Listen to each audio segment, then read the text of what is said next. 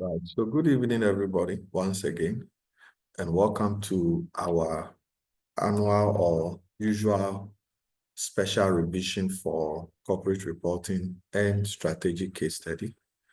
This is the first session, normally to look at corporate reporting. And corporate reporting is one of the capstone papers for qualifying under the ICAG program, and it's an important paper requiring a lot of practice as much as possible, because the exam is so much dependent on your ability to put out issues as fast as possible. So, as is the case, it's an exam that requires a lot of speed to be able to achieve the desired outcomes. So on that note, I welcome everybody to this special revision session, where we shall be looking at the syllabus entirely, look at some of the issues relevant in our syllabus and how we can go into a good revision as we prepare towards the exam. So we have a recent change in syllabus, which has not really brought a lot of changes to the structure of examination of corporate reporting. The structure of examination has still remained the same. So for corporate reporting,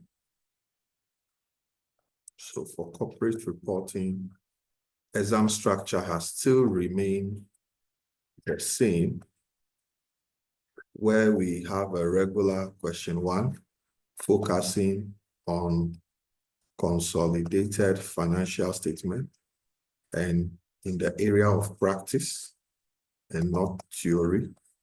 So question 1 focus on the practical aspect of preparing consolidated financial statement.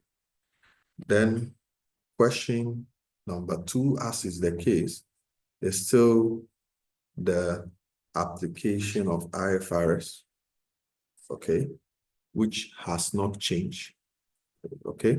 Question number 3 is still on the application of IFRS, okay.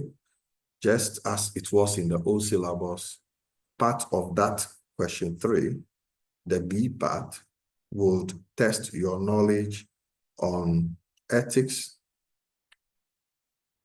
and current development. Ethics and current development. So these are areas that was in the old syllabus and still relevant. Is that okay? For current development, we are looking at corporate governance, which is now a major part of our syllabus, and issues that border on technology. Okay, so it's a very key aspect now. Corporate governance and technology are very much important current developments that will be tested under question 3B. Then we have question number 4, hasn't changed, with your knowledge on the specialized transaction required here. 2 main issues. You are supposed to know whether to apply the principles of business evaluation. Is that okay? You being able to perform or carry out the valuation of an unlisted entity. So specifically, business valuation is an option here. The examiner also may test your knowledge on capital reduction, the scheme design and implementation, which are key requirements to be tested for 15 marks. So the remaining 5 marks has still not changed. It's supposed to be the theory aspect of consolidation, which has not changed at all. Okay, so like we had in the last sitting exam, we had a question on conterminous reporting period, where the reporting period of the parent differs from that of the subsidiary. How do we reconcile that? Which was a major area that was tested last sitting for 5 marks under the question 4. So just to bring clarity, for IFRS, 20 marks here, and then 10 marks here. So that's 30. For this, we have test 10 marks here. So for ethics and current development, it's supposed to be 10 marks. I believe it's clear. So take note of that. For the practice for consolidation, it's supposed to be 20 marks. I believe it's clear. So that is essentially the key requirement for the first 4 subjects. And I hope everybody is clear about that. So what has really changed, in essence, is question number 5, which has actually been changed. Is that clear? Because for question 5, the examiner now has reduced the mark allotted for your evaluation of financial statement, or what we normally call financial statement analysis. So the examiner has scaled down, okay, the requirement for the financial statement analysis to now test it for only 15 marks, whilst the remaining will go for issues on sustainability, preferably.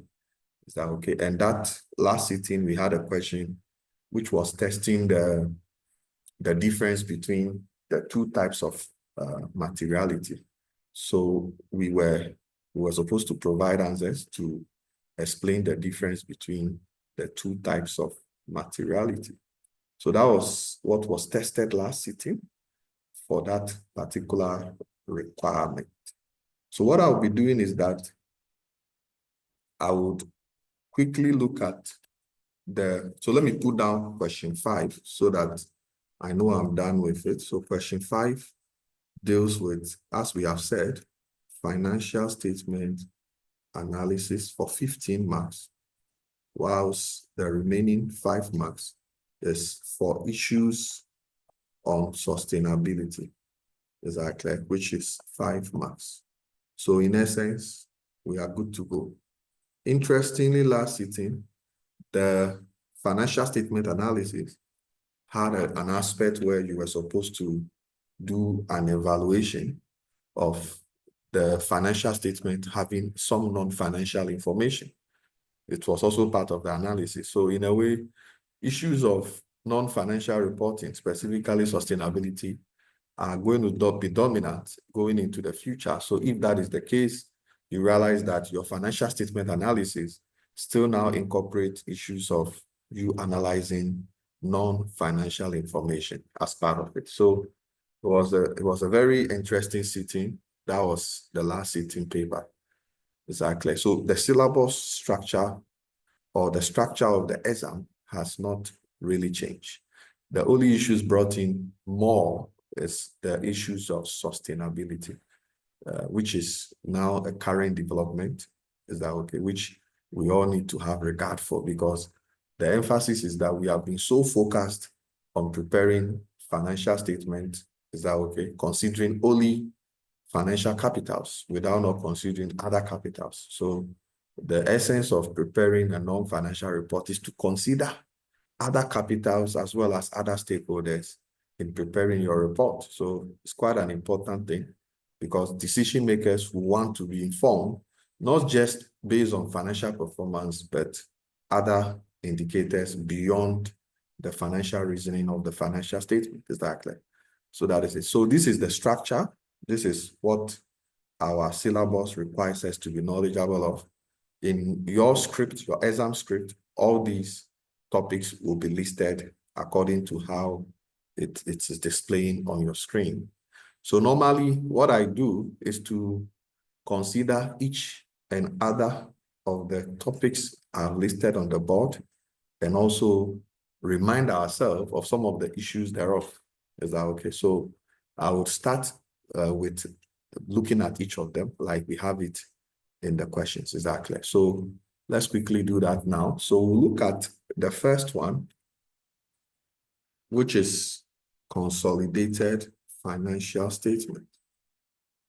So your revision for consolidated financial statement is very important. In the old syllabus, this area was quite complicated by virtue of the fact that it encompasses you having knowledge of IFRS. It's one of the challenges we had. By incorporating IFRS into consolidation, the demand is quite difficult in fulfilling your exam pass mark, because by the time you are done reflecting on the consolidation issues, then the IFRS issues become topical and can affect your speed. So in essence, sometimes it becomes very difficult for students to achieve the full marks when they are supposed to do the consolidated financial statement. But the good news here is that IFRS, looking at the trend from last sitting, is that okay, IFRS has not spun out in the last sitting paper when it comes to the question 1. So that should be good news for us. Yeah. So basically that is it. So question 1 is that okay, has in a way not tested the IFRS as part of the consolidation. So what it means is that if that is going to be the trend, what essentially this means is that your knowledge on the issues that are primarily consolidation should be top-notch. Is that okay? So it means that your ability to unravel complexities, consolidated financial statement complexities, should be top-notch. So if the examiner provides you a question, you should ordinarily know what the examiner is seeking to test. Exactly. And these issues are not difficult to unravel if you follow the usual thing I always say, if you follow the mechanics. If you are very good in the mechanics, you are able to see through the issues quite easily.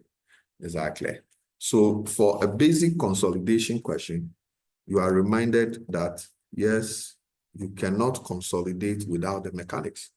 You knowing that for every consolidation question, be it P&L or statement of financial position, you are to determine the group structure, okay, which is very important. It shows you the structure of the group and help you to immediately see the complexities. Is that okay? So through the group structure, for example, you may easily know whether management of the company or shareholders have made a decision to dispose of a subsidiary, or they've made a decision to acquire another interest in another entity. So the group structure gives you a holistic picture. So by the time you are done being able to identify the group structure, you should ordinarily see most of the issues that will be spanning out in the question. Exactly. So for group structure, it's very important. You should also be able to capture the date of acquisition and the date of reporting.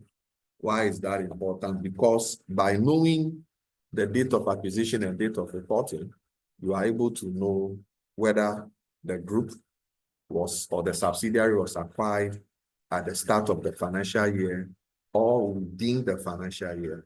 And that makes it possible or easy for you to know the extent to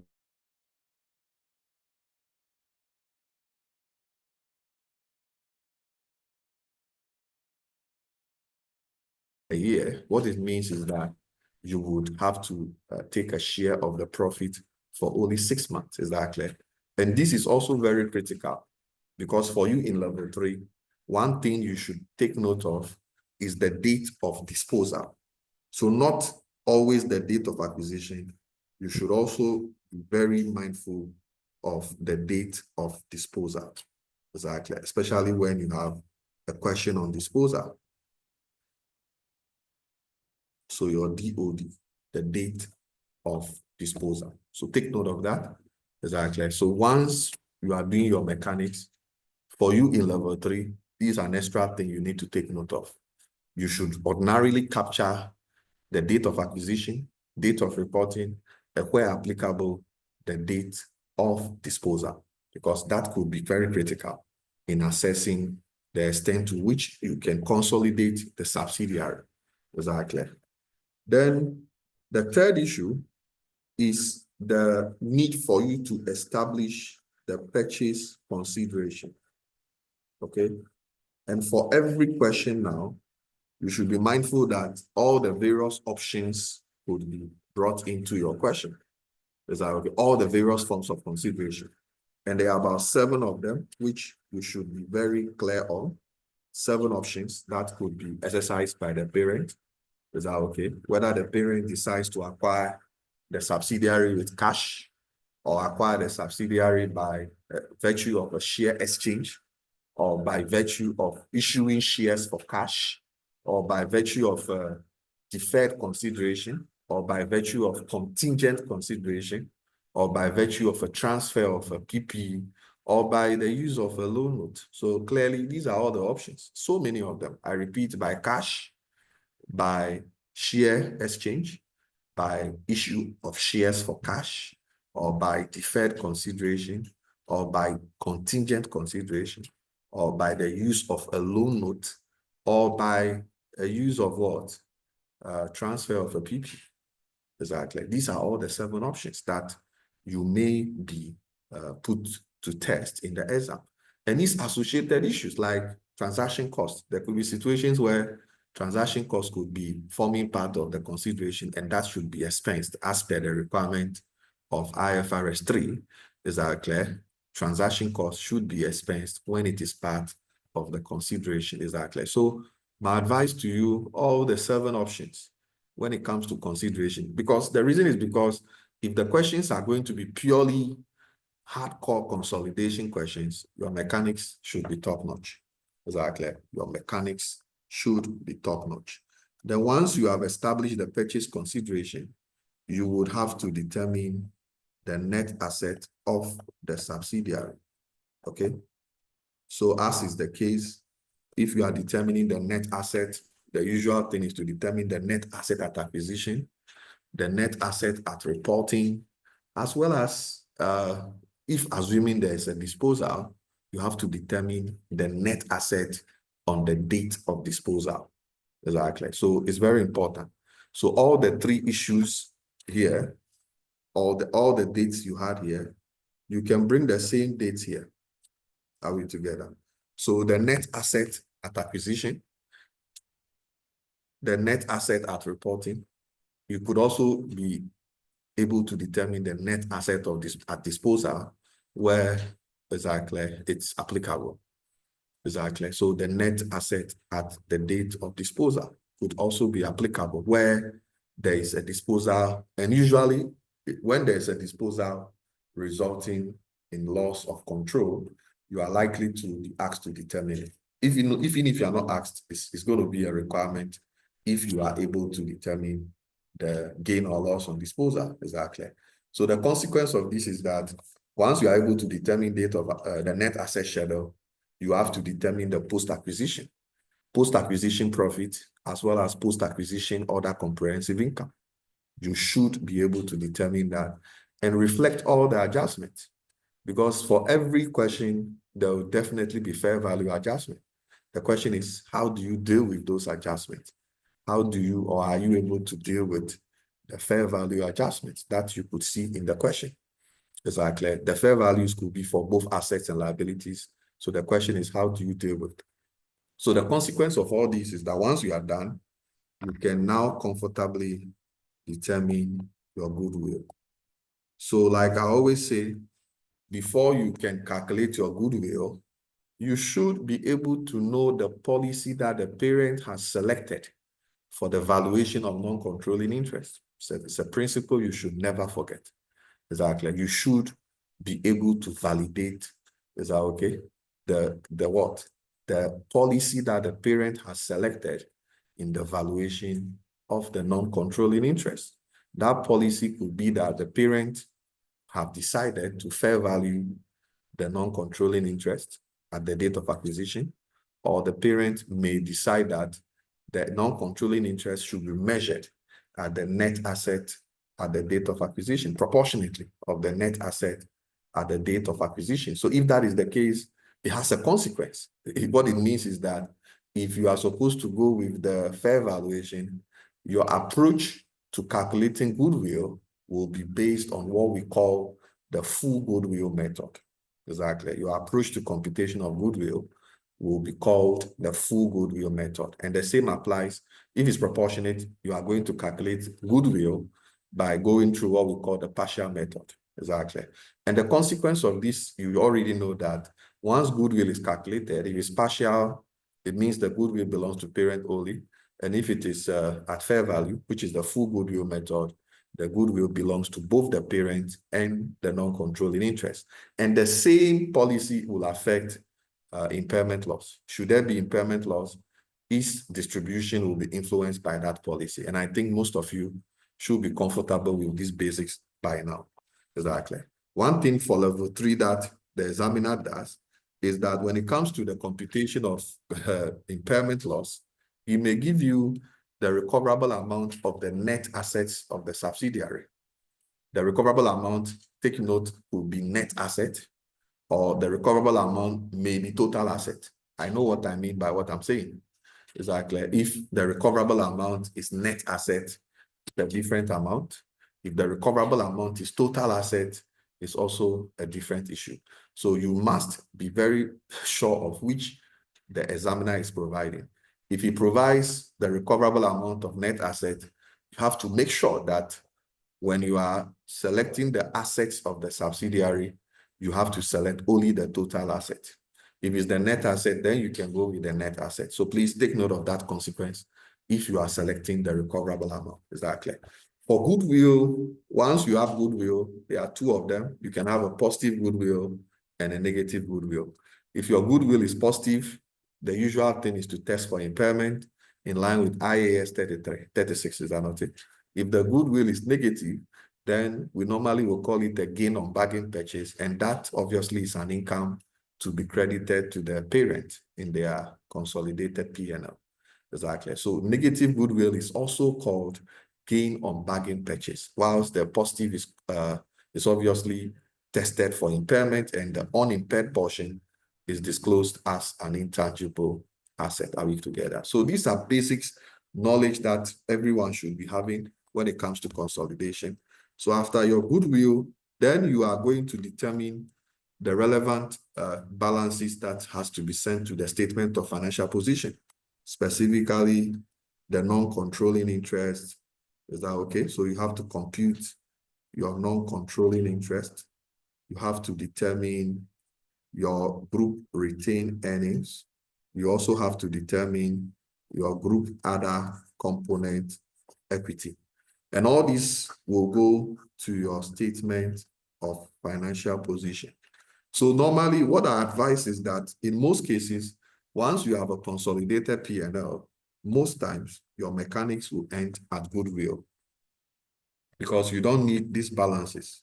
You don't need them when you are preparing solely a P&L question. Are we together? You don't need it because these balances are normally meant for the statement of financial position. Exactly. For the statement of profit and loss, if it is a statement of profit and loss, then what you should be concerned about is the profit that will be attributable. Okay, the profit that will be attributed to what? To the non-controlling interest and the parent. So not just profit and total comprehensive income. Is that okay? That will be attributed to the non-controlling interest and the parent. Exactly. We don't have NCI in the P&L. We don't have an NCI. These are asset values or values of assets that we are assigning to the non-controlling interest. So you have to calculate that separately. Exactly. So that is it. So these are the mechanics, usual mechanics that you should always have. You can call it the mechanics or the procedure for consolidation of a financial statement, exactly, of entities that have a control over each other. So basically that is it. So these are the mechanics. But for this level 3 program, you are expected to know some specific issues. Okay, and these specific issues span from number 1, step acquisition. You can avoid it. Okay, where subsidiary is acquired on piecemeal basis. Exactly. For step acquisition, like I always say, we have various forms. Step acquisition could take the form of IFRS 9 to IFRS 10, would also be from IAS 28 to IFRS 10, and can also be from IFRS 9 to IAS 28. So these are the various forms of step acquisition we could have. Okay, so in all the three examples, only two will result in control. Exactly. The first two would usually result in control. So when you have a mere investment, you have accounted for it under IFRS 9. Now you have control by acquiring additional investment.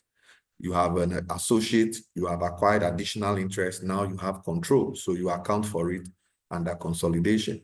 But you have a mere investment and you have acquired additional interest, but you now have significant influence. You can consolidate.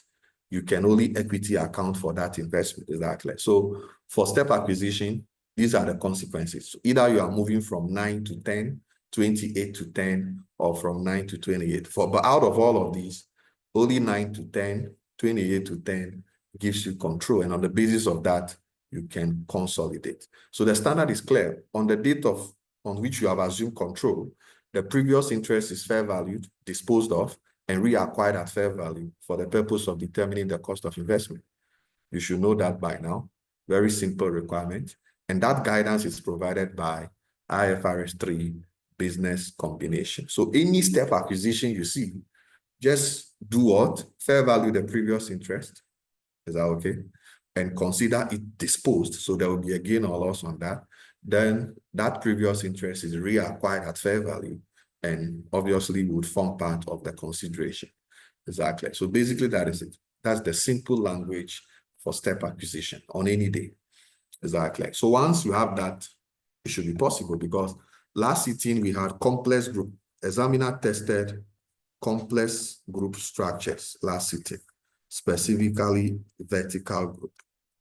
Okay. So vertical group was tested where parent has subsidiary as well as a sub-subsidiary. Exactly, meaning there is an indirect interest. Parent has direct interest in a subsidiary as well as an indirect interest in a sub-subsidiary. So that's what we had last sitting. So it's important to note that in terms of revision, you should be mindful to revise the mixed group. Is that okay? So for mixed group, parent will definitely have a direct interest in the sub-subsidiary as well as an indirect interest in the sub-subsidiary. So I repeat, in the sub-subsidiary, parent will have both direct and indirect interest in the sub-subsidiary. So when that happens, accounting for this is almost similar, whether it's vertical or mixed group structures, the accounting mechanics is almost similar. You establish your group structure, which will mean you have to calculate the effective interest. You determine your cost of investment for the sub-subsidiary. That is where the problem will be. Determining the cost of investment of the sub-subsidiary. Determining date of acquisition of the sub-subsidiary. That is where another problem will be. And then determining your indirect holding adjustment. Exactly. So for complex group, those are the four main issues. You being able to determine the group structure, calculating effective interest, you being able to determine date of acquisition of the sub-subsidiary, because the challenge here is that the parent was not the one who acquired control in the sub-subsidiary. So you need to have a guidance on how to determine the cost, the date of acquisition of the sub-subsidiary. Beyond that, how do you determine the cost of investment in the sub-subsidiary?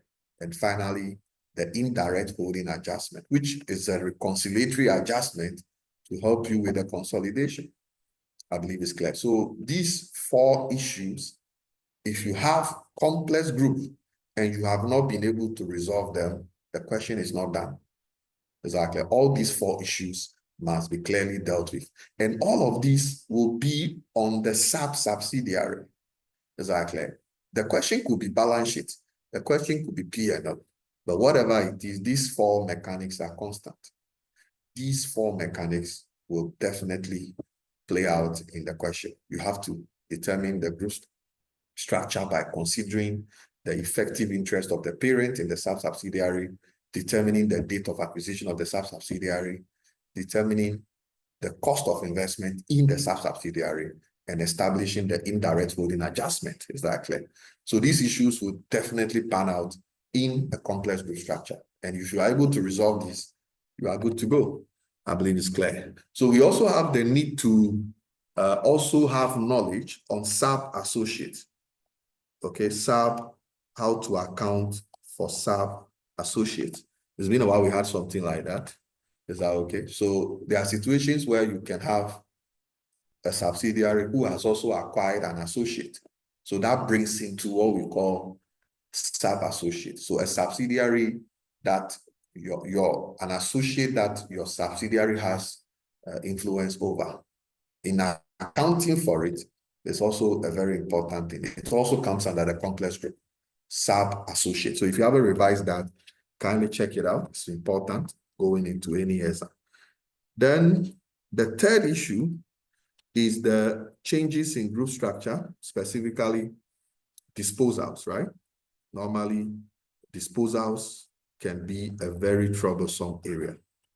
Exactly. Disposals can really, really be troublesome area because the disposals here, students don't actually know the difference between disposal that has resulted in a loss in control and disposal that has resulted, is that okay, in no loss of control.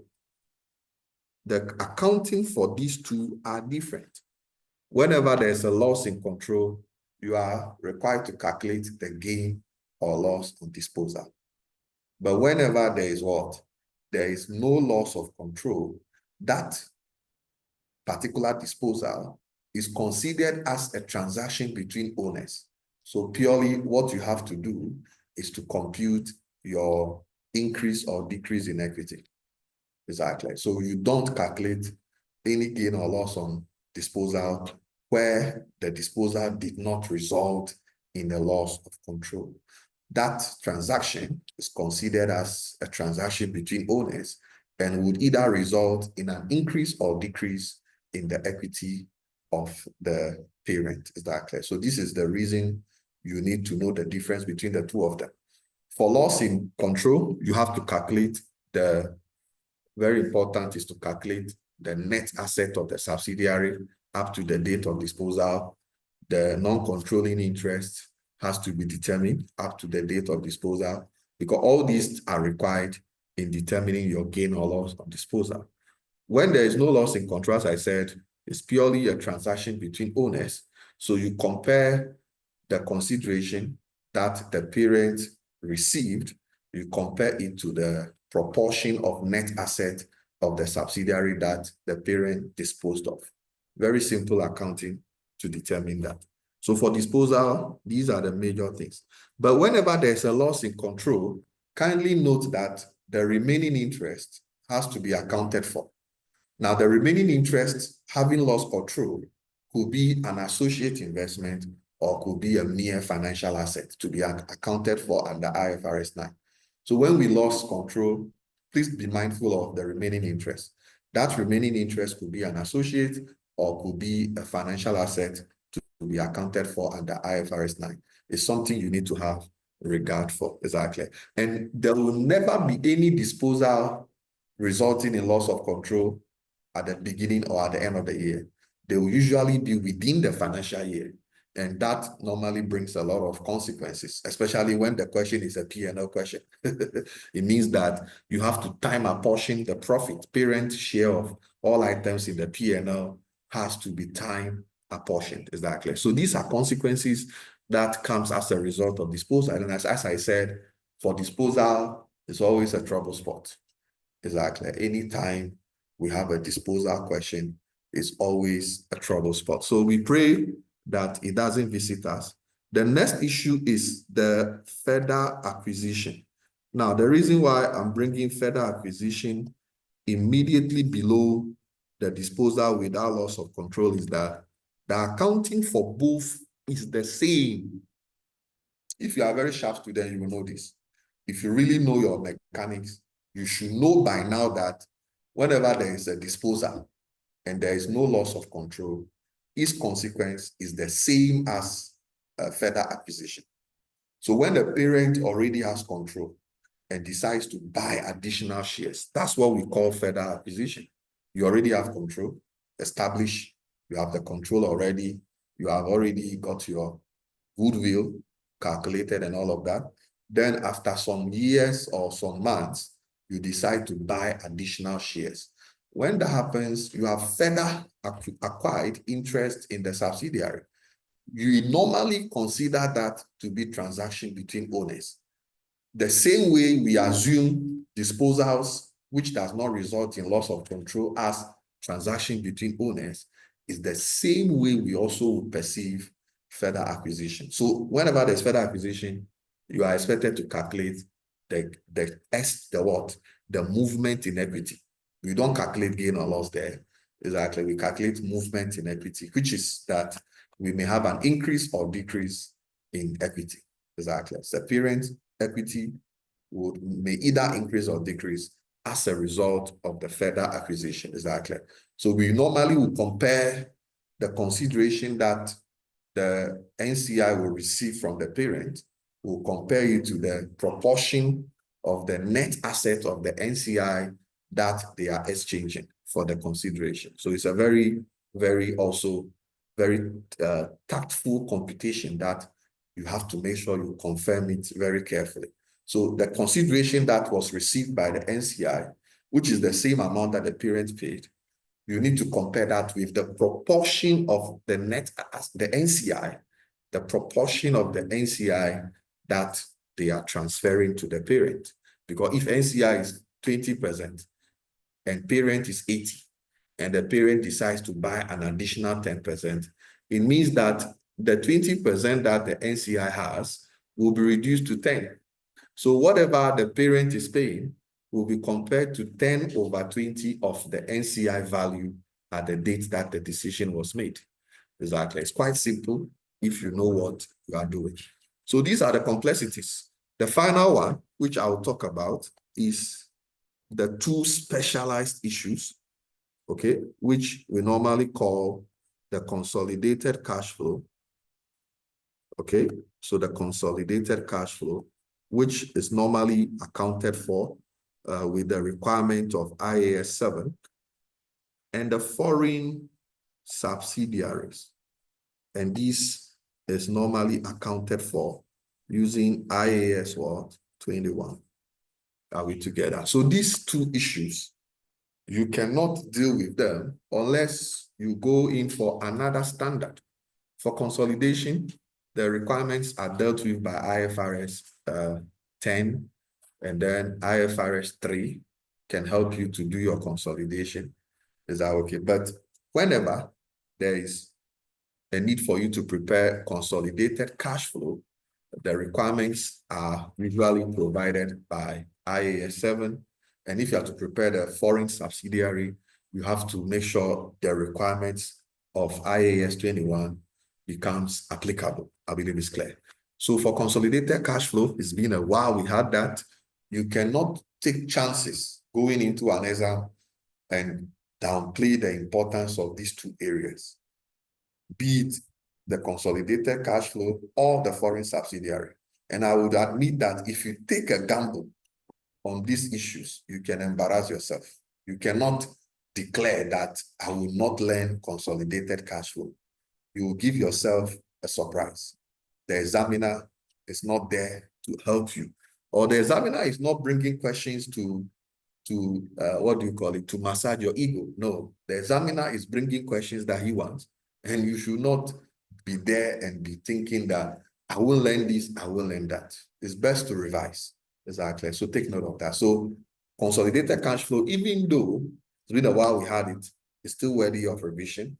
Foreign subsidiary, yes, it comes with its own complexities, but we still have to ensure that we revise it. Exactly. For consolidated cash flow, there will definitely be three main issues: acquisition of subsidiaries, disposal of subsidiaries, investment in associates, and the cash paid to NCI. That's all. If you are able to resolve these issues, you are good to go.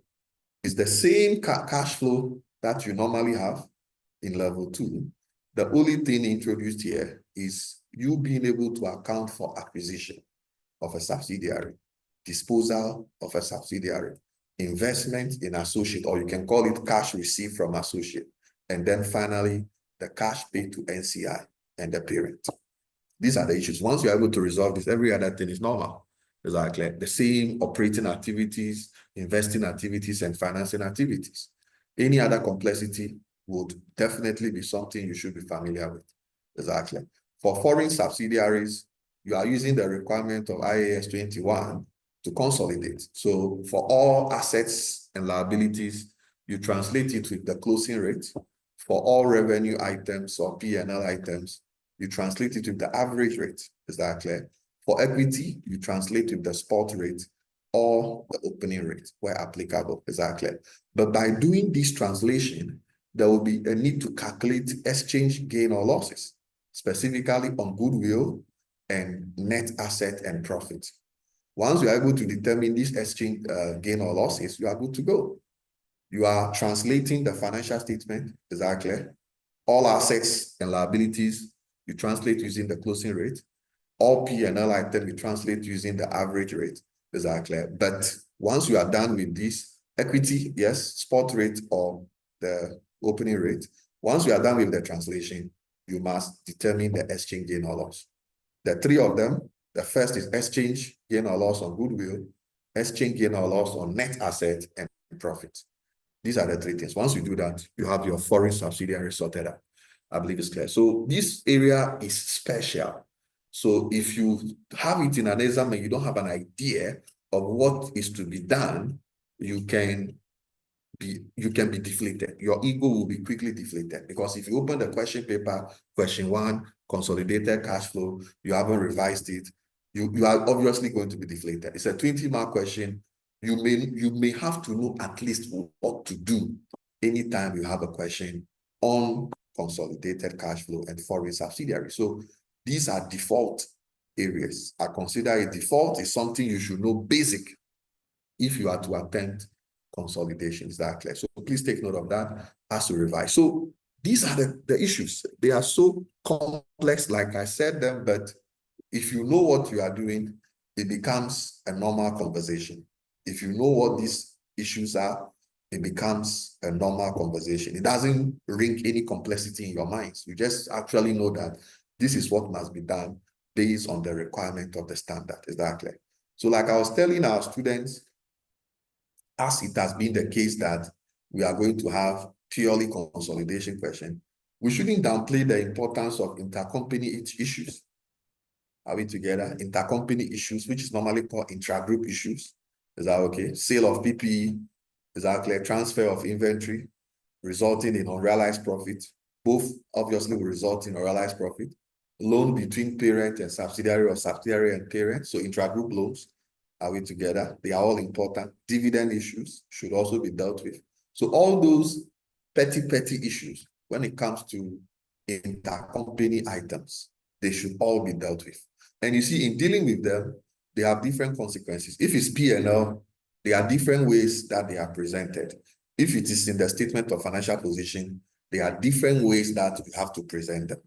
Am I making sense? So you should know how to deal with intra-group issues, how they will be presented, be it in the P&L or be it in the statement of financial position. Are we clear? So that is it.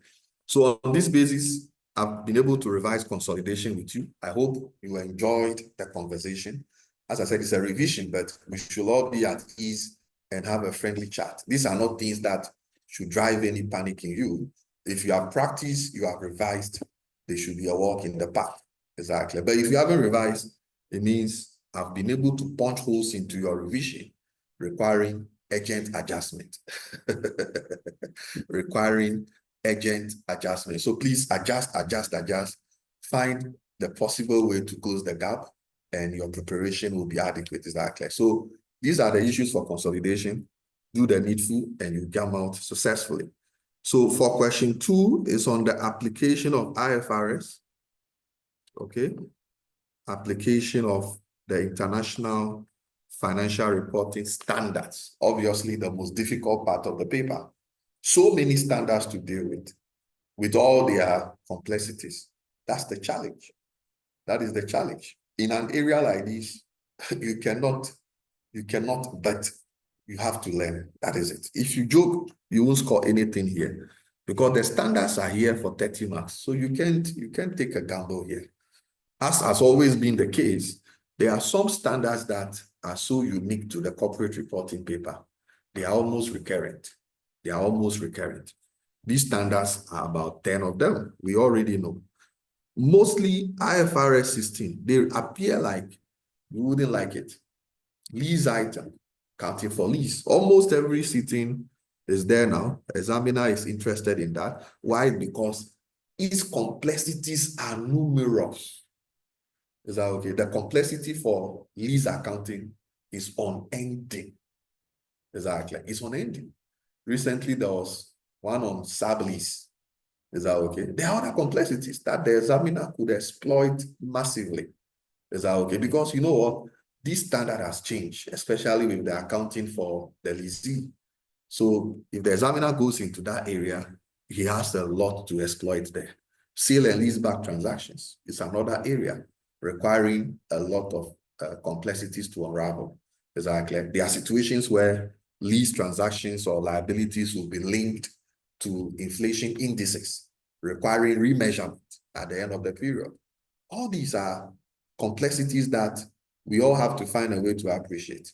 We may not be perfect, but ordinarily, what is important is to know the type of lease that the entity has entered into, whether it's an operating lease or a finance lease. In the case of the leasing, you don't have a choice. All leases are default supposed to be finance lease. Exactly. Apart from that, you could account for them as operating lease if the exemptions apply. Exactly. But if you are a lessor, you have no option than to classify lease based on your ability to know whether you are retaining the risk or reward or you are transferring the risk or reward. I believe it's clear.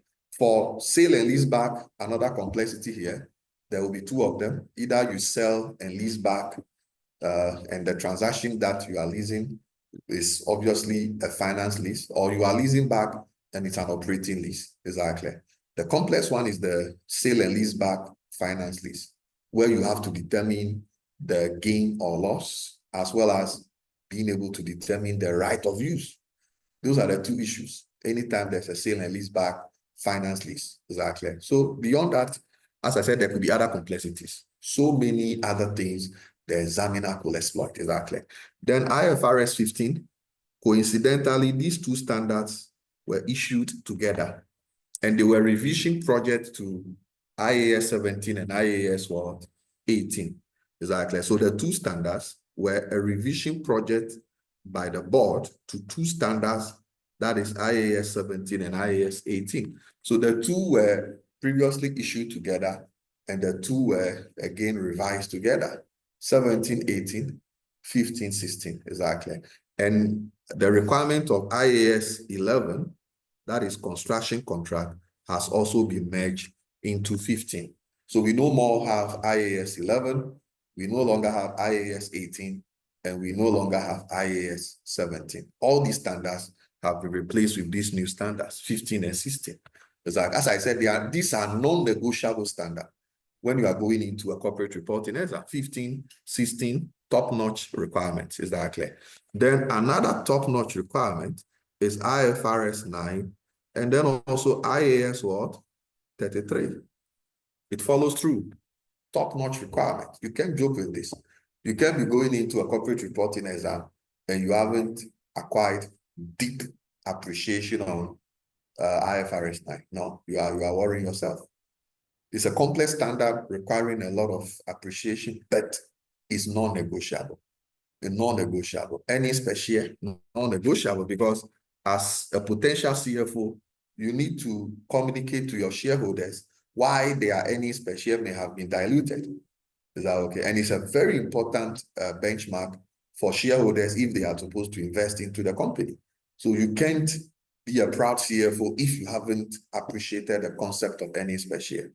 I believe it's clear. IFRS 9 is also non-negotiable because you come into financial transactions, financial instrument will always be on the financial statement. Exactly. Either we have a debenture, we have a bond, Either we have acquired a financial asset or equity in another company. So you definitely have these instruments on the financial statement and you cannot negotiate them. I believe it's clear. Then also we have IAS 19 and then IFRS 2, another non-negotiables. Another non-negotiables. IAS 19, employment or employee benefit. IFRS 2, share-based payment, they go together. They are two complex standards that also brings in a lot of tension to students. When students hear these two standards, they are not comfortable.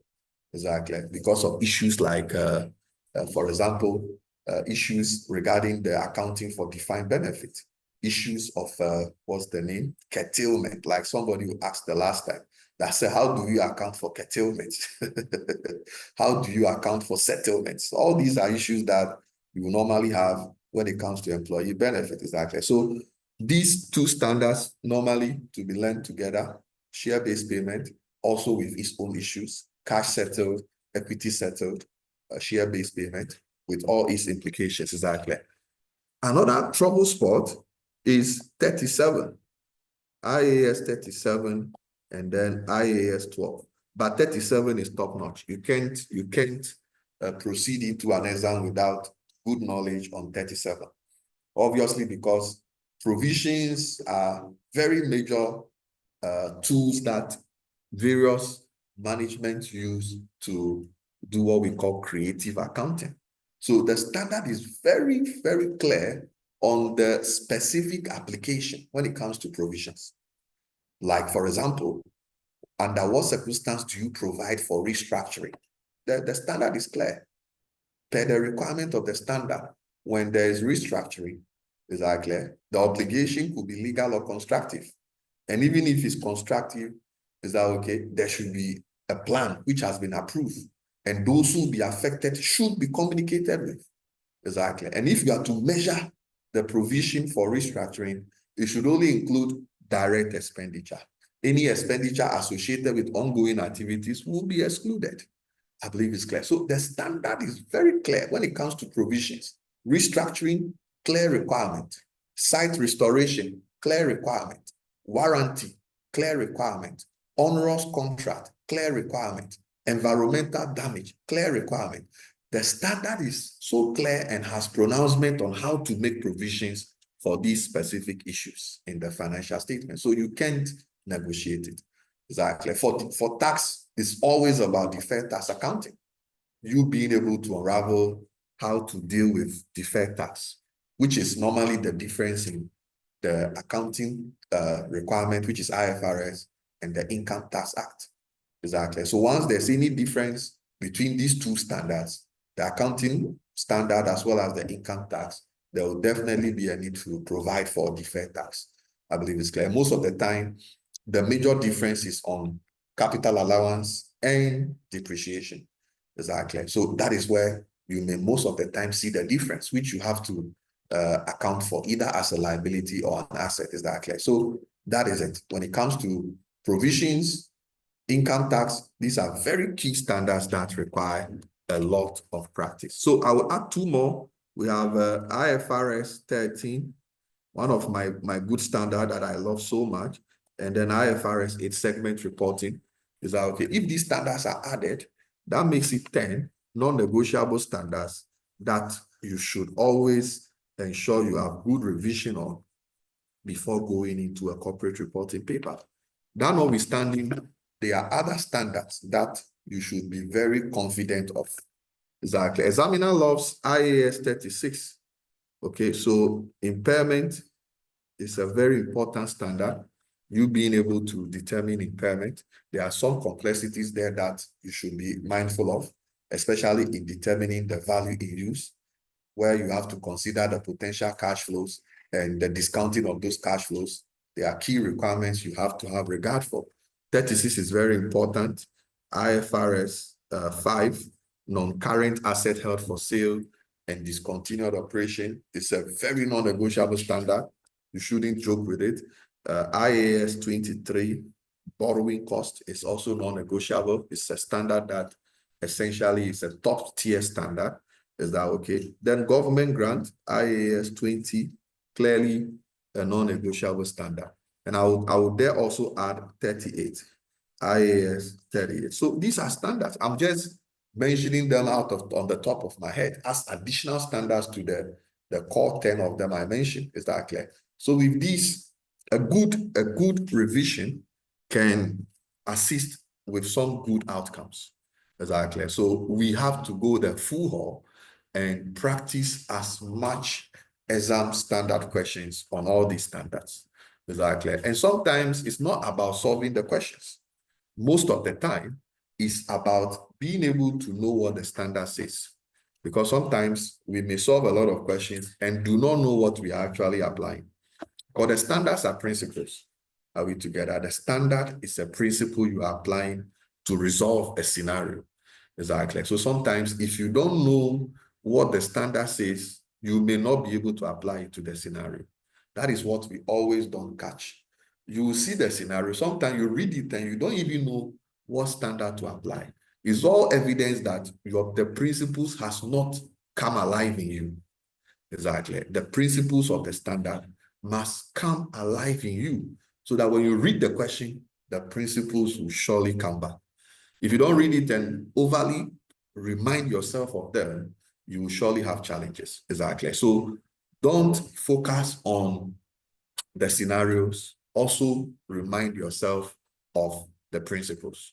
Exactly. The scenarios are important to read through and apply the standards, but those solutions you are reading were based on certain principles that is being applied.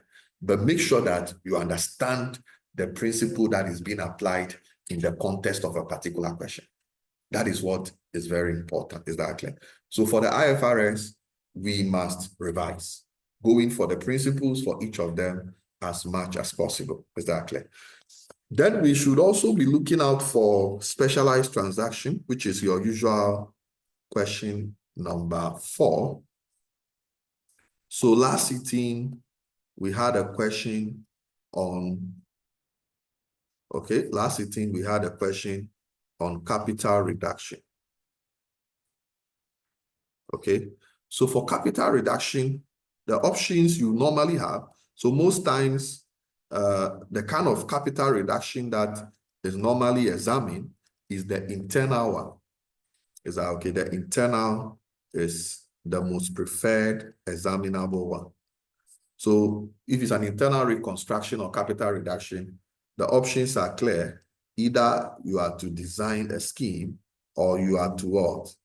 Implement a scheme. Is that okay? Or you can also be asked to appraise a scheme, which is something that we've had a long time ago. Is that okay? And I'll explain what that means.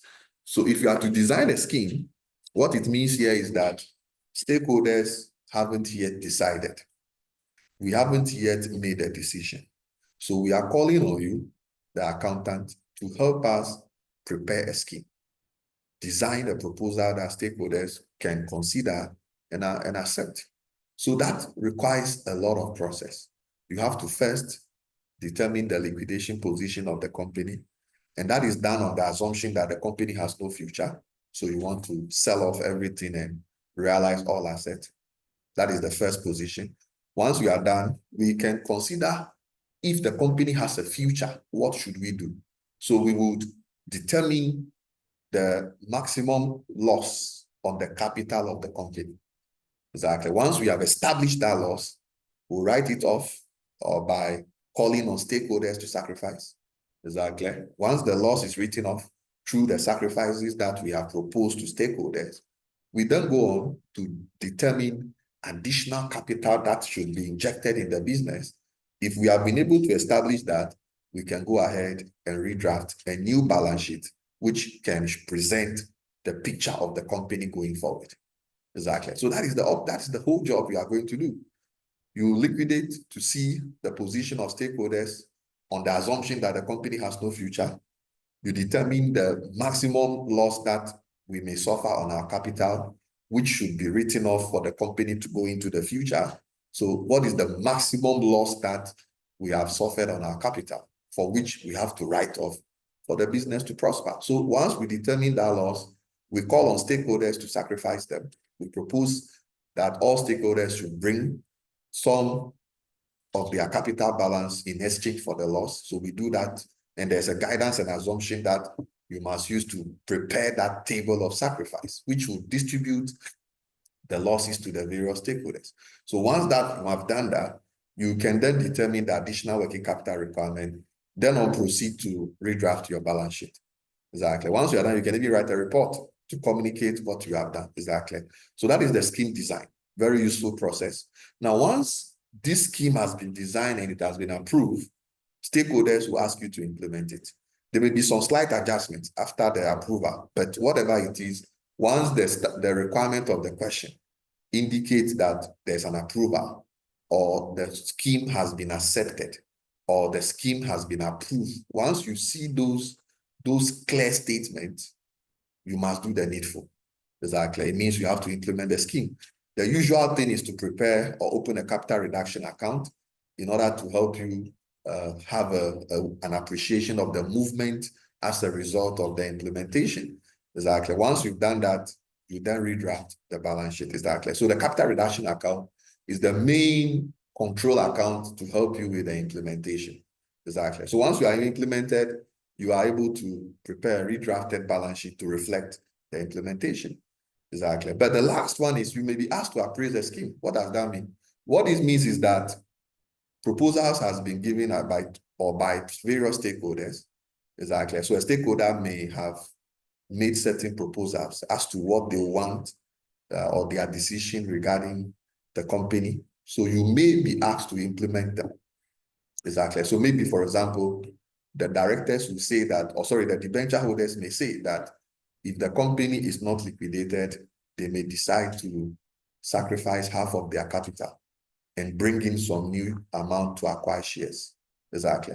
So what you have to do is that decision that has been made by that particular stakeholder, you have to look at what that stakeholder stands to lose under liquidation and what that stakeholder stands to benefit if he is making that suggestion as to what he decides to bring into the business. So I'm using the specific case of a debenture holder. If the debenture holder says that, you know what, I want to continue to be what do you call it, a stakeholder of this business. So I want to, even though the business is going through crisis, I want to write off half of my capital and inject some additional cash. Exactly. So when we are appraising the scheme, our job is to look at what that stakeholder has proposed that he wants in the new business going forward, and what his position is if the company were to be liquidated. So on the basis of that, we can call it an appraisal. We are appraising the scheme. Whatever has been approved, we want to know whether it is beneficial to the stakeholder or not. That is the whole essence of that. Exactly. So these are the three issues. Either you are designing, you are implementing, or you are appraising a scheme. So for business valuation, as you are aware, it is the technique where we are able to determine a value to be placed on an entity that is not listed. The methods we are supposed to use are numerous. We could go for the net asset basis, which is quite straightforward. You are supposed to value the assets, restate them to market value, and then compare it to the total liability. So total asset less total liabilities will give you the net asset that we can attribute, is that okay, to the, what we call it, the ordinary shareholders. You express that to the ordinary shares, and that will give you the price per share. So for the valuation, the first method, net asset basis, you could also be able to determine the earnings basis, where we have two options, the price earning basis and the earnings yield basis. So take note of that. For the earning basis, you can determine the price per share either using what? Number one, the earning basis, or the earnings yield basis, and the price earning basis. Exactly. One of them uses the P ratio, the other one uses the earnings yield. The difference between these two ratios is that the earnings yield is a reciprocal of the P ratio. So when you are doing the valuation using the P ratio, Is that okay? You multiply the suitable P ratio with the earnings per share of the company. But if you are using the earnings yield, it will be the earnings per share of the company divided by the desired earnings yield. Is that clear? So it's a reciprocal. So whilst the P ratio is multiplying, the earnings yield is dividing. So that is how to determine that. Then you can also use the dividend yield basis. Is that clear? For the dividend basis, we have two options, either the constant or the growth model. So be clear on that. The constant and the what? The growth model. So make sure you know the two methods for the dividend basis, the constant method or the growth method. Is that clear? Then the last one is the DCF basis, where we are going to find the present values of cash flows, sum it up and compare it to your number of shares or number of ordinary shares. Now, when it comes to the DCF basis, the cash flow is normally your profit. Be careful to select profits which are for the future and not for the current period. The profit should be profits of the future and not the current period. So be clear on that also. It's a very important thing. So these are the valuation methods. So I've mentioned the net asset, the price earning basis, the earnings yield basis, the dividend basis. Also, we have the constant and then the growth basis. And then we have the DCF. So that makes it 6 of them. Exactly. That makes it 6 methods that you should be acquainted with. Is that clear? Most of the time, the challenge is determining the suitable earnings yield, the suitable PE ratio, and the suitable dividend yield, because you have to determine the earnings yield. Assuming you are using the earnings yield basis, you have to determine the suitable earnings yield of a similar listed entity. And the examiner could make that complicated. You have to determine the P ratio of a similar listed company, and the examiner will make that also complicated. Is that clear? And when it comes to the growth model also, you may be asked to determine the cost of capital. That's another thing that you should be comfortable with in determining, because the formula is the dividend per share, 1 plus growth divided by the cost of capital minus growth. So when that is the formula, it means you have to determine the cost of capital. Is that clear? So that also can be a challenge if you are using the growth model. So business valuation, as I've indicated, 6 methods. The net asset, the earnings yield, the price earnings yield, the dividend has 2, the constant and the growth, and then the DCF basis. Is that clear? So those methods has to be clearly and comfortably understood. And as I indicated, examiner is no longer interested in bringing in IFRS complexities in your business valuation. That may sound as a good news, but we hope to see, because we just began the new syllabus. Last sitting, examiner tested liquidation and then at the same time implementation of a scheme. So the examiner made it quite simple that we should implement the scheme. So a proposal was given for you to implement. After the implementation, the second requirement is, what if the directors refuse to accept the scheme? It means they are opting for liquidation. So we are supposed to present the liquidation position. So even though we were implementing a scheme, the examiner found a way to still test the liquidation position, which is a requirement under the scheme design. Is that clear? So basically, that is the specialized transaction going for 15 marks. And I can tell you it's an area that requires a lot of speed, because you have to use at least 30 minutes to pursue this area. Is that clear? 30 minutes to pursue this particular area. So it's almost time. Let me spend some few minutes on my last issues. I call them the 3 Bs. Is that okay? When the new syllabus came, I told students that if you really want to pass, then you have to know your 3 Bs. There are certain requirements that are now part of about 3 questions. Question 3B, question 4B, and question 5B. Exactly. So there are about 3 of them. So let me put them in another way. So we have the first one, which is question 3B. We have question 4B. Okay, so they are the 3 Bs, right? So question 4B and then question 5B. So they are all Bs. So what comes under each of them? And they are all theories. So if you know what is going in there, you prepare for it. The first one is going for 10 marks. This one is going for 5. This one is going for 5. So if you put it together, it's 20 marks. So you can imagine that there is 20 marks up for grabs if you are able to read. Exactly. So the 3B is ethics, as I indicated earlier, ethics and current development. Then the 4B is consult theory. And then the 5B is on sustainability and non-financial reporting. So if you are able to read on these issues, you can speak some English and score 20 marks. Exactly. So if you can identify these 3 requirements, question 3B, question 4B, question 5B, you can get some good marks. Is that okay? And pass. I recommend that you do an extensive read here. Is that clear?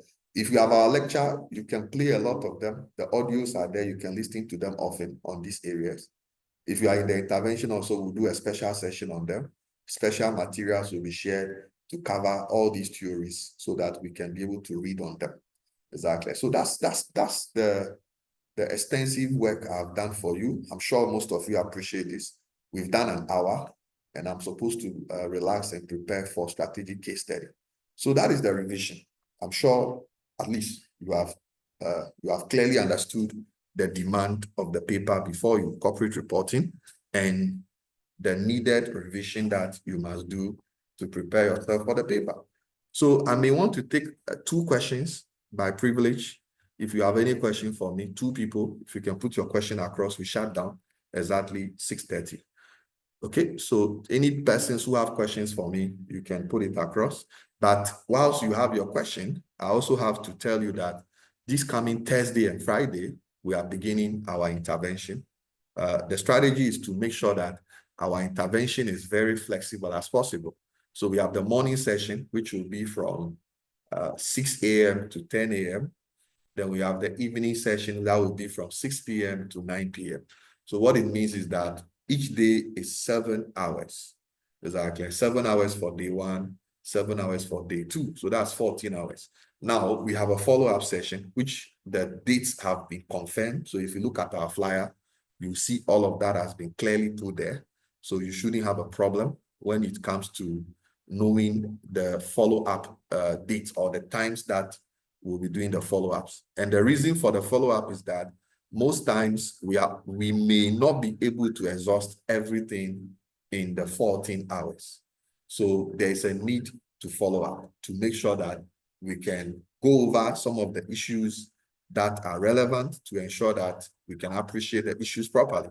So that is it. So for corporate reporting, coming Thursday, Friday, I will be here to deliver and ensure that your preparation is adequate and very top-notch for the exam. So I will wish you all join. If you are interested, you can reach out to the team and you will be sorted out. So Ibrahim, any question? Any question for Ibrahim? Hello, sir. Yes, go ahead with your question. Good evening, sir. Good evening, Ibrahim. Please, I wanted to confirm whether under the specialized transaction, so whether external reconstruction is also examinable under this new diet, where an alien company is acquired by a new company. Yes. So to be frank, capital reduction, external reconstruction is always in the syllabus. Exactly. It's always to be in the syllabus. But you see, these are what we call sundry issues. Is that okay? There are certain issues, even though they are in the syllabus, they are less emphasized. Are we together?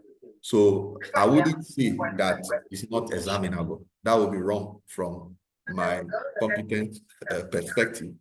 It is examinable, but it is less emphasized. Are we together? If you go to the syllabus, there are other standards apart from what I've mentioned. Is that not it? We have a lot of standards apart from the ones I mentioned. But we consider those standards. For example, there is IAS 41, agriculture. There is IFRS for SMEs. Is that okay? There is IFRS 3. They are all there. Explore, what do you call it? I forgot the name of the standard, but these are standards that are all there, but they are what we call sundry standards. They are in the syllabus, but they are less emphasized. The same way we have external capital reduction, which is part of the capital reduction, but it is less emphasized. Exactly. So you can be safe if you have not revised it. But as I said, it's not for me to say. It's dangerous to say that. Exactly. Yeah. I hope Abdul have answered you. Yes, thank you very much. Thank you, my brother. So there's also another person, Albert. Albert, any question for me? Yes, sir. Please, I've been looking through the videos for a lecture note on hedging. Yes. Can you please help me to, I think for hedging, we did that last sitting. If you go to our mobile application, I think we did that together with impairment of financial instruments. Is that clear? So I'm sure you can reach out to me after, and I'll see how best I can share the material with you. But it should be in the app. Is that okay? When you check the app under the videos, look out for impairment of financial instruments as well as hedging. It should be there. It should be there. Okay. If not, I'll let my technical team help you. Exactly. It should be there. It's not going to be. It's going to be under the revision videos, okay? Not under the current video. It's likely to be under the revision videos. Exactly. But I'll reach out to the team and I'm sure we can update you on that. It shouldn't be a problem at all. Right. Thank you. I'll remind you, sir. No problem at all. I'll indicate that on the page. Then we have Benjamin. Benjamin, any questions for me? Yes, sir. Right. Please go ahead. So, any question? Sometimes projected cash flow and they will add pre-tax and depreciation just to confuse you. Yes. Sometimes taking the values, becomes a challenge there. Yeah. So normally for business valuation, we have, I think I know what you are talking about. The issue of what do you call it? The discounted cash flow, where you are giving profit before tax, is that not it? And then you have depreciation. The question is, do you add the depreciation or do you leave it unattended to? Exactly. But what is important is to know the description of the profit. Are we together? Because the examiner has to describe the profit you have there. If it is profit after tax, it means that depreciation has been deducted. Are we together? If it is profit before tax, it means depreciation has already been deducted.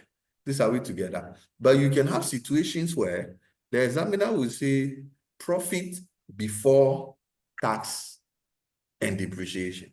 What does that mean? It means that the depreciation has not been deducted. So even though it's profit, you know that depreciation should have been deducted before tax, but he describes the profit that he's displaying there as profit maybe after tax and depreciation. What it means is that depreciation has already been deducted. But if it is profit before tax and depreciation, it means that depreciation has not yet been deducted. So the problem is to know and decipher the language that the examiner uses to describe the profit. You understand? Once you know that the profit you have there is before, then it means that you have to, is that clear? Leave it undeducted. But if it is after, it means you have to deduct it. So be mindful of the description of the profit. That is the only way to catch it. Am I making sense to you, Benjamin? Okay, thank you. Thank you so much. So I think we are fine. I'm sure everybody is good. As I indicated, I would invite everybody to join our program, which starts this Thursday, specifically 6 a.m. Thursday for 6 to 10 in the morning. You can have the day to yourself and join us in the evening from 6 p.m. to 9 p.m. We do that for Thursday and Friday. Then we continue the following week with our follow-up sessions. Exactly. We have other programs coming up. We have strategic case study at 7 p.m. So for now, I want to thank everybody for partaking in this major event. We have about a lot of us who have joined this revision and is glad to have all of you. And I'm sure I wish you all the best in the upcoming exam. Thank you all and good evening. Bye-bye.